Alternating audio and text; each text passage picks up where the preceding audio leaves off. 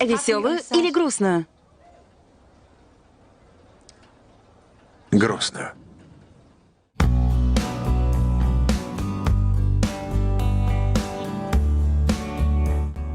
Педагогтар отбасында дүниеге келген Киллиан Мерфи отбасындағы 4 баланың тұңғышы. Бала кезінен музыкаға қызығып, рок-жұлдыз болғысы келген Киллиан гитарада ойнап бірнеше топта ән шырқайды.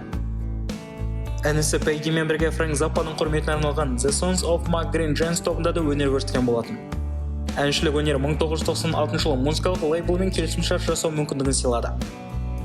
Алайда, ағайындылардың біріне келісімшарттағы жағдайлардың ұнамауы есебінен лейблдің ұсынысы қабылданбай музыкалық мансап аяғына жетті. Оның үстіне Киллианның ата-анасы да ұлдарының шоу-бизнесте болуларын қаламаған болатын. Киллиан Мерфи бұған дейін құқық пен заң мәселелеріне қызығушылық танытпаса да, Корк университетінің заң факультетіне оқуға түседі. Университетте жүріп театр үйірмелеріне қызыққан ол бірнеше спектакльдерде ойнайды. Театр мен актерлікке деген құштарлық ойын фильмдердің тыңдалымына барып жүрді. Сондай тыңдалымдардың бірінде Киллианды «Солнечный ожог» атты фильмге мақұлдайды. Бұл фильмде басты рөлді ойнайды. Уақыт өте келе бірнеше эпизодтық рөлдерде көптеп пайда бола бастады. 2001 жылы режиссер Кристиан Шериданның «Диско Свини» атты экранизациясында ойнап шығады.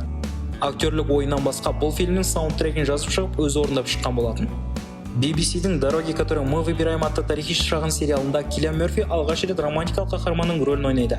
2002 жылы режиссер Дэнни Бойлдың халықаралық жобасы болып табылатын 28 дней спустя фильмде ойнауға ұсынылады. $8 миллион жоба прокатта 80 миллион жинайды. Триллердегі басты рөлді ойнаған Киллианға деген Голливудтың қызығушылығы осы сәтте туған болатын. Осындай жаһандық танымалдылыққа келген триллерден кейін Мерфи «Разрыв» атты сатиралық комедияда ойнап Ирландиядағы кассалық рекордтарды жаңартқан болатын. Актерлік образымен жұмыс істеуі оны осы деңгейге дейін әкелген болатын. Мысалға, Girl with a Pearl Earring фильмдегі шағын ғана қасапшының рөлі үшін вегетариандық өмір салтын ұстанатын Киллиан Мерфи қасапханаларға барып, малдарды сою дағдыларына машықтанады. Осыншама еңбек елеусіз қалмайтыны анық еді. 2004 жылы Кристофер Ноланның «Бэтмен. Начало» фильмінің тыңдалымына тап болады. Басты рөлді ойнау бұйырмаса да, Нолан Мерфиді бұл фильмде антагонистің рөлінде көргісі келді. Психиатр Крейнің образын шебер ойнай білген ол Ноланның сүйікті актерлерінің біріне айналды. Жауыз кейіпкерлердің рөлін шебер ойнауы оны тек осындай антагонист образдар үшін жаралған деген түсініктер қалыптастыра бастады.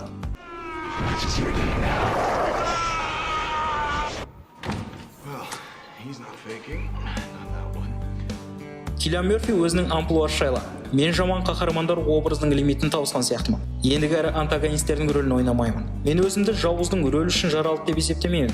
Актер ретінде маған әртүрлі жанр мен образдарды ойнап көру ұнайды». «Завтрак на Плутоне» драмасы арқылы ол бір ғана амплуада ойнау ол үшін аздық ететіндігін дәлелдеді. Патрик Брейденнің рөліндегі ойыны оның карьерасындағы үздік рөлі болып табылады.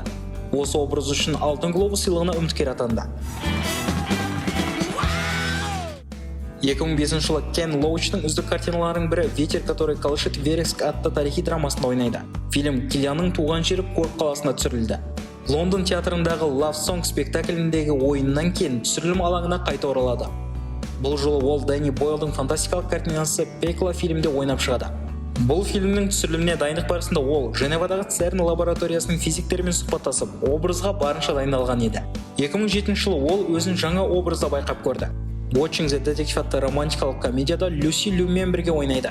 Романтикалық рөлдерді ойнауды The Age of Love фильмінде де жалғастырды. Мерфиден басқа бұл фильмде Сиенна Миллер және Кира Найтли түскен болатын. Киллианның келесі образы Hippie Shake атты биографиялық фильмдегі жазушы Ричард Нейвиллдің рөлі болды. 60 жылдардың атмосферасын ол өзінің келесі жобасында да жеткізе білді. Пикок фильмінде ол Сьюзен Сарандонмен бірге жұп құрды. 2010 жылы экранға Кристофер Ноланның үздік картиналарының бірі жарыққа шығады. «Начало» фильмі критиктердің де көрермендердің де сүйікті картинасы.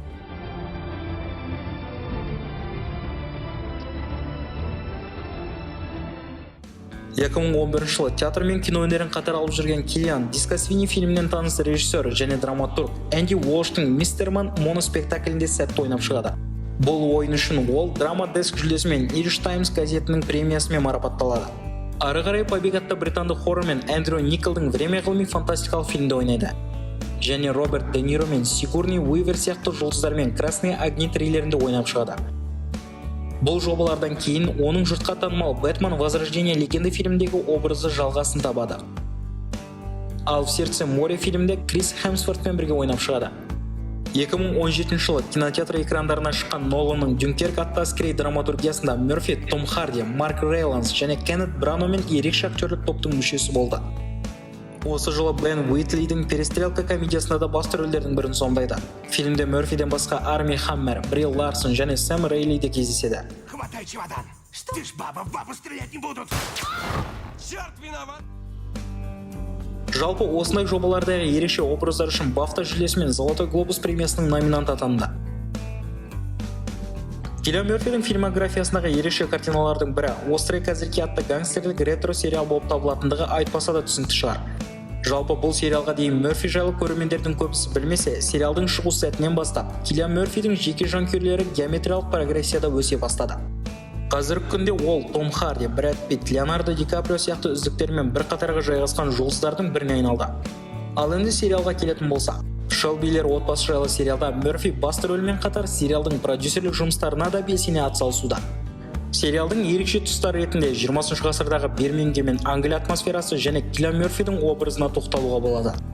Сериалдағы Томас Шелби қатал, суыққанды, отбасын бәріне жоғары қоятын соғыстан келген ардагер. Бирмингемдік гангстер әр серия сайын көрерменге өзінің адалдығы мен өз мақсатына жету жолындағы ерекше тәсілдерімен көрерменге ұнайды десек қателеспейміз. Ол робот емес, романтикаға да уақыт таба алады. Алайда дұшпандары мен қарсыластарынан әрқашан бірнеше қадамға алда тұрады. Қаншама биіктікті бағындырса да өзінің қайдан шыққанын ұмытпайды. Что ты делаешь, Томми? Разгребаю дерьмо кудрявый. Как и ты. А зачем, Томми? Чтобы напомнить себе, кем я был бы, если бы не стал собой. Әрине, ол күнәсіз сүттен аппақ қаһарман емес, Шелбидің де өзіндік әлсіз тұстары бар. Сериалдың сюжеті Киллиан Мёрфи қаһарманның айналасында өрбиді. Әр маусым сізге Шелбиді жаңа қырынан ашып береді. Жалпы спойлер атаулыдан аулақпыз, сол себепті сериалдың және Мёрфидің актерлік жұмысының бағасын өзіңіз бергеніңіз абзал болар. Дәл осындай Бирмингемдік ретро стилдегі нотада сіздермен қоштасамыз. Көріскенше достар.